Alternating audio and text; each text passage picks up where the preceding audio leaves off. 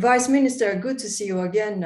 Last summer, you and I were walking around the banks of the Dnipro River, talking about the development of the inland waterway transport in Ukraine. Half a year later, here we are having to talk about the reconstruction of the sector. Can you give us some insights into the impact and damage produced by this terrible and unprovoked war on the river transport in Ukraine? Yeah, thanks for the question. We were walking through the bridge under the Dnipro River at the summer of 2021. Unfortunately, the previous year, we didn't have a time for development of the internal waterways, if you're talking about the Dnipro. And the navigation for the Dnipro River, unfortunately, is highly restricted for the moment due to the Russian aggression. First of all, you know this region very well. The Kakhovka block is occupied from the beginning of the war, and for the moment we are still not controlling the Kakhovka lock.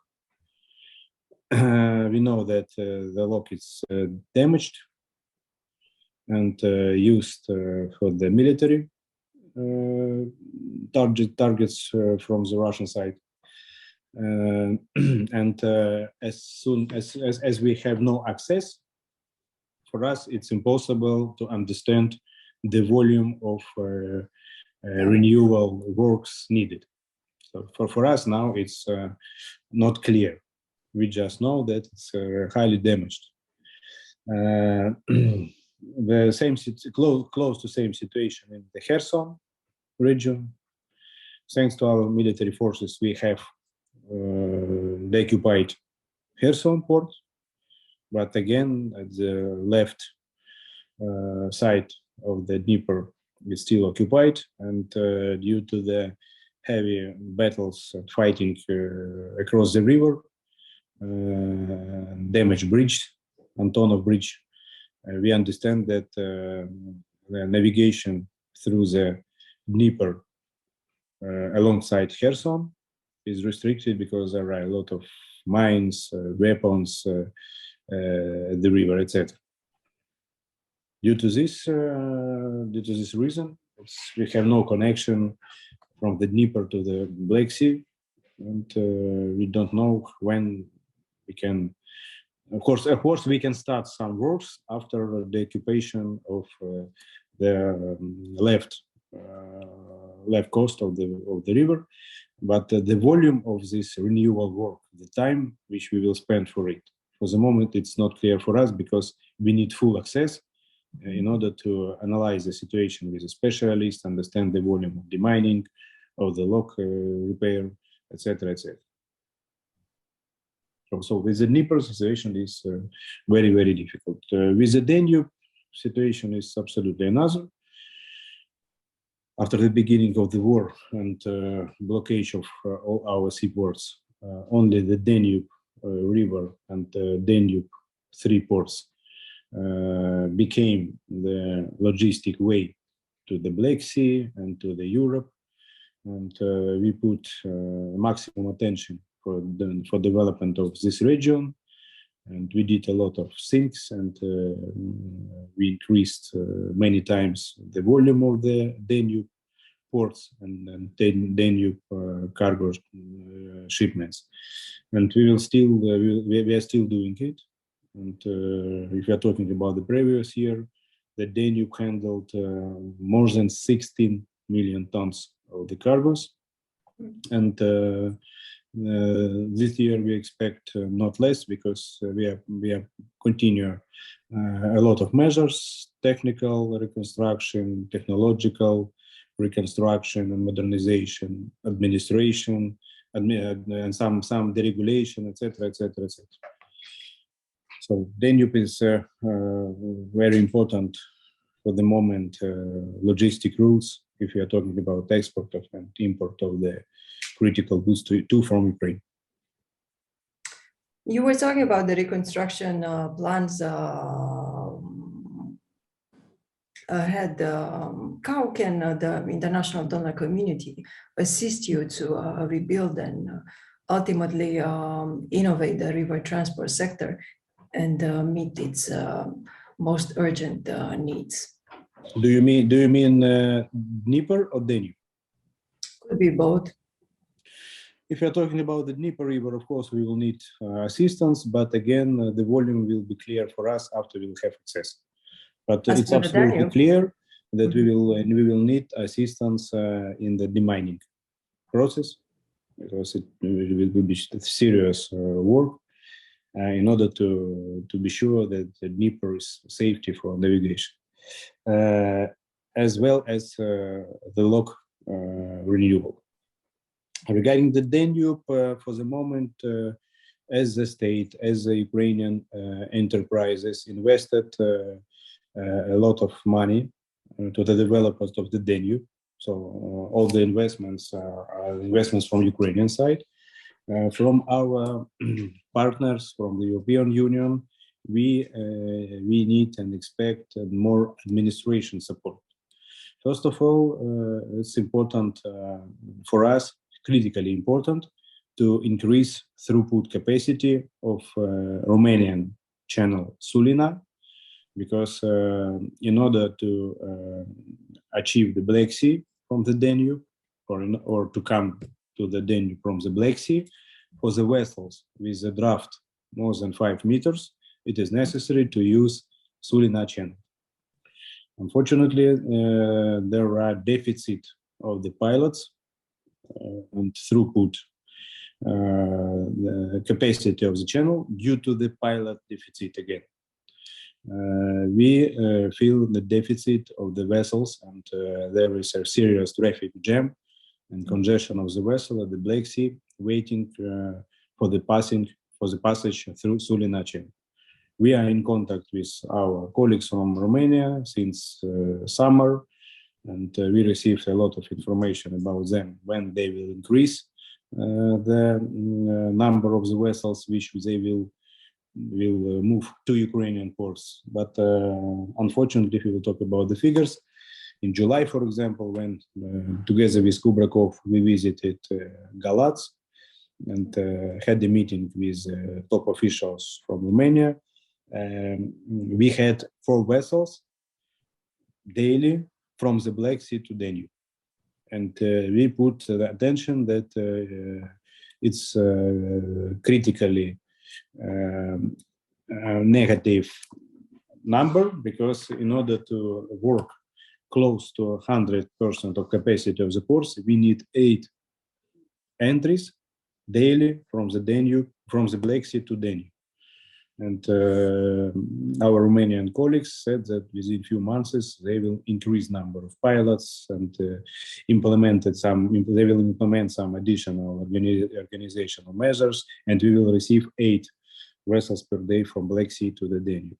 Unfortunately, in November, average number daily, we had only 2 vessels daily. And due to this reason, we still have a serious congestion. Our ports still used close to 60% of capacity. We had to develop our channel, which passed through the Ukraine territory. It's Girlo Bystre. But for the moment, we have a draft 5 meters tower channel. And it's not enough to serve all the fleet, which can be handled by 3 our ports as a day. So the question of increase of Sulina throughput capacity is critically important for us, and we hope that within Solidarity Lane or some other our partners, support from our partners, they will assist to us to solve this issue. What other challenges are in Ukraine's grain exports? Again, if you will return to the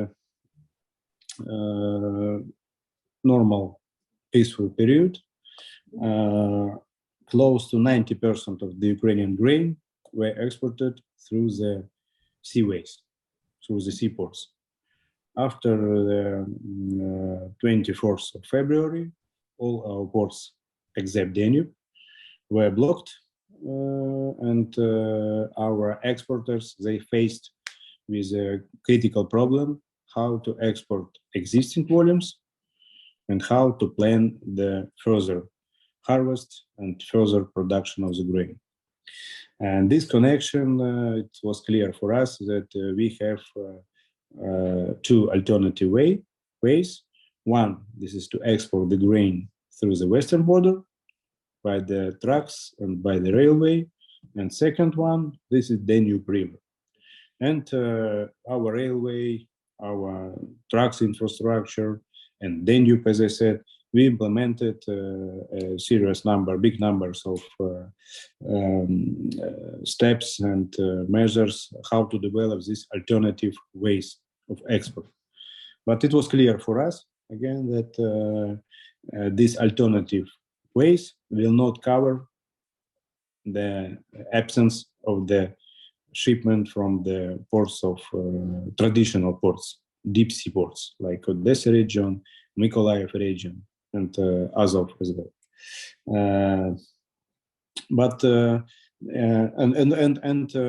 During a meeting between our president and General Secretary of United Nations in April in Kyiv, this question was discussed because Ukrainian grain plays a serious role in the world food market. If we are talking about sunflower oil, Ukraine is #1 in the world. If we are talking about the wheat or barley or corn, the Ukrainian products, it's top 5, top 3, depends on the particular cargo. But without Ukraine export in the world food market, it's absolutely clear that the deficit of the agriculture products in the world will increase highly. It will be 100 millions of the people around the world which will face with a huge deficit of the food. This connection was discussed between our president and General Secretary of UN, Guterres, and the process of the Black Sea Grain Initiative was started. After that, it was months and months of some consultation between UN, Turkey, our side, because our partners is UN and Turkey. And as we understand that UN and Turkey from their side were discussing this initiative with Russians.